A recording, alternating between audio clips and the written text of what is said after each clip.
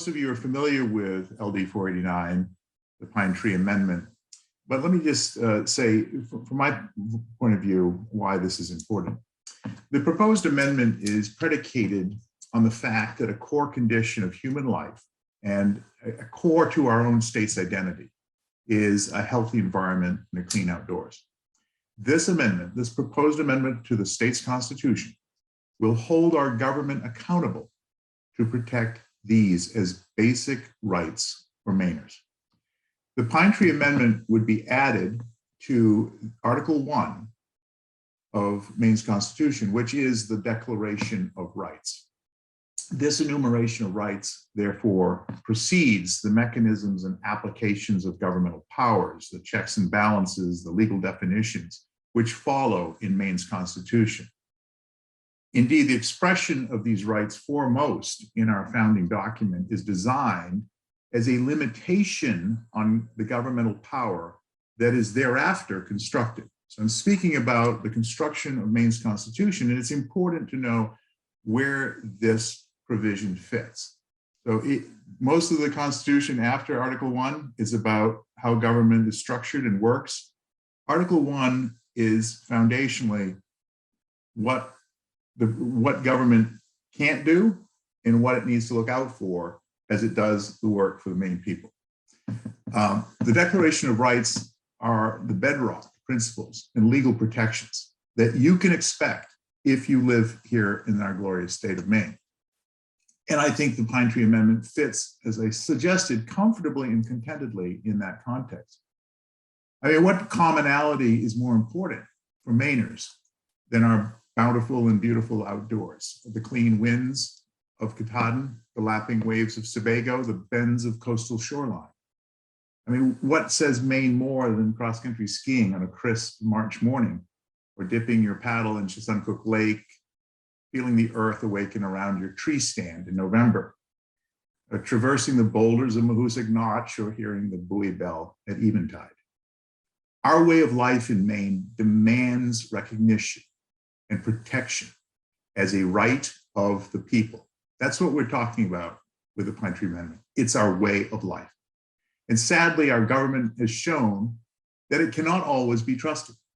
Sometimes its policies are swayed unduly by centers of influence elsewhere, such as globe-straddling corporations that may think of Maine as a market, as a means to an end, rather than as the unique place it is, where there is a special interconnectedness between the people and the lands and waters in which we live, play, work, and find sustenance.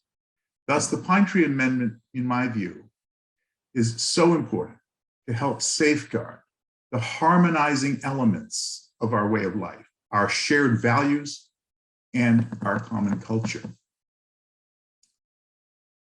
I want to also just suggest that as we approach this, I've heard some concerns and some questions, and I think they need to be addressed head on. But as you heard from what I've said, this is not a check on, you and your neighbor, what your neighbor can do,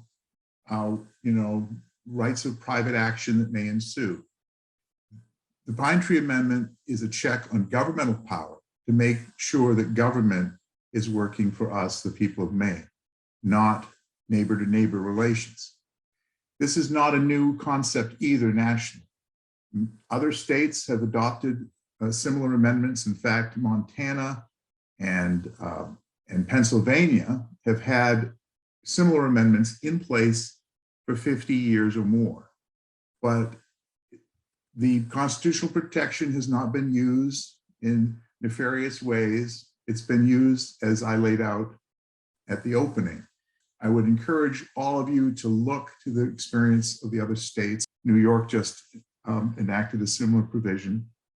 And this is something which, if it's right for Pennsylvania, right for Montana, it certainly is right for Maine, where our outdoors and our way of life is so extremely and intrinsically embedded in who we are and what our state stands for.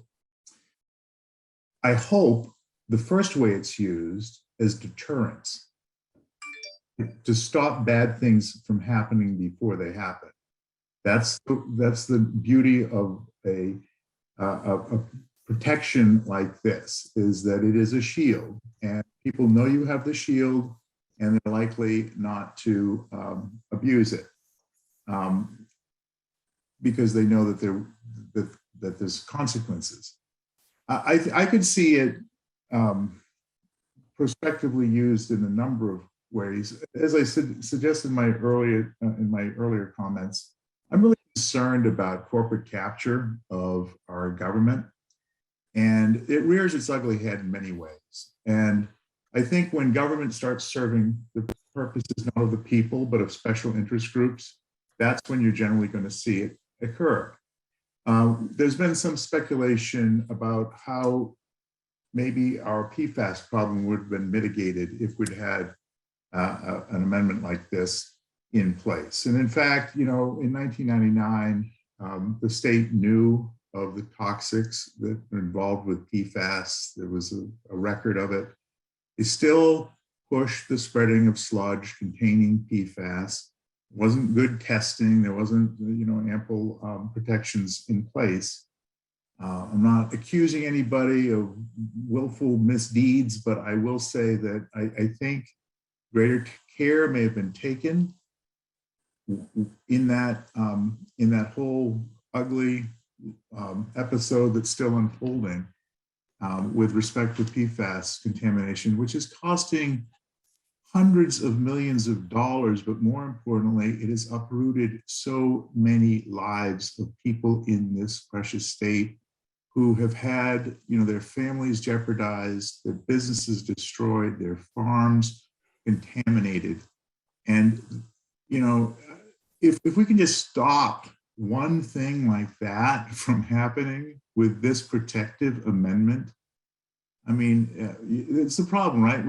When you have something bad that doesn't happen, you can never measure that. And this is such a beautiful amendment to our Constitution that I'm sure will stop loads of bad things from happening.